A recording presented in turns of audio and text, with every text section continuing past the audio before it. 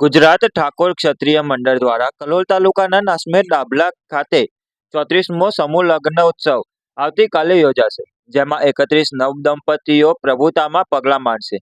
આ કાર્યક્રમની પૂર્વ તૈયારીઓ મંડળના પ્રમુખ કાંતિજી ઠાકોર, પૂર્વ પ્રમુખ દીપસિંહ ઠાકોર અને સમાજના અન્ય આગેવાનો દ્વારા સુંદર રીતે કરવામાં આવી રહી છે.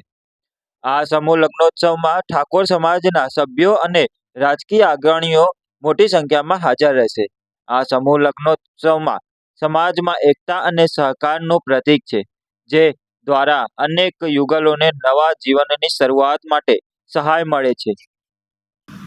ગુજરાત ઠાકોર ક્ષત્રિય મંડળો દ્વારા નાસમેર ડાભલા ગામે 34મો સમૂહ લગ્ન આવતીકાલે યોજાવાનો છે.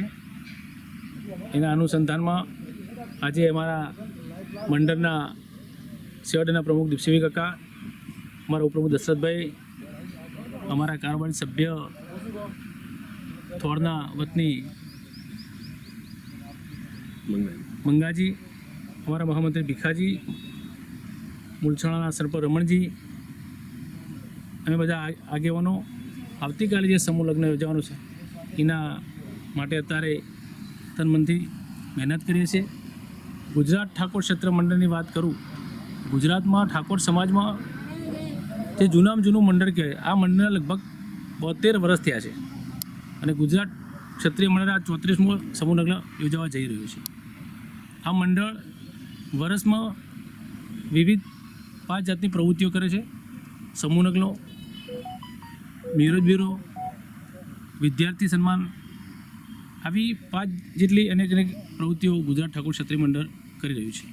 આ સમૂહ લગ્નમાં 31 જેટલા નવયુગલો લગ્નગનથી જોડાવાના છે અને અમારા સમાજના આગેવાનો અહીંયા ઉપસ્થિત રહેવાના, મને કે સાંસદ સભ્ય, ધારાસભ્ય, આવા અનેક આગેવાનો, સમાજના સંતો, મહંતો, આગેવાનોની ઉપસ્થિતિમાં આ સમૂહ લગ્ન યોજવાનો છે. આ સમૂહ લગ્ન વિશેષ શું છે આ વખતે? આ સમૂહ લગ્ન વિશેષ અમે કાલે લગ્ન સ્થળ ઉપર જ બધાને જે મેરેજના જે સર્ટી લોકોને જે તકલીફ પડતા હોય યુગલોના, એટલે અમે ત્યાં સ્થળ ઉપર જ ચોરીમાં જ આ યુગલોને મેરેજ સર્ટી અમે ત્યાં આપવાના છે. કાકાબેન, આવતીકાલે 34મો ગુજરાત ઠાકોર ક્ષત્રિય મંડળ દ્વારા સમૂહ લગ્ન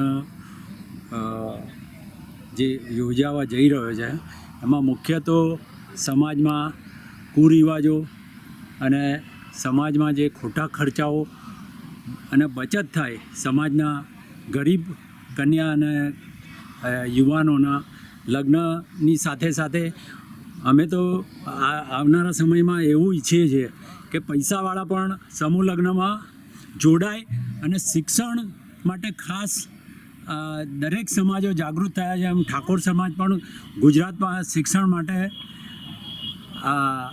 આગળ વધી અને શૈક્ષણિક ધામ, IAS, IPS ના કેડર કેમ્પ આ પૈસાની બચત એમાં વાપરી ન કરે અને ગુજરાતમાં ઠાકોર અને બીજી મોટામાં મોટી વસ્તી જે ઠાકોરના સમકક્ષ છે, કોળી સમાજ, એમાં પણ અમે જાગૃતિ લાવવા માગીએ છીએ.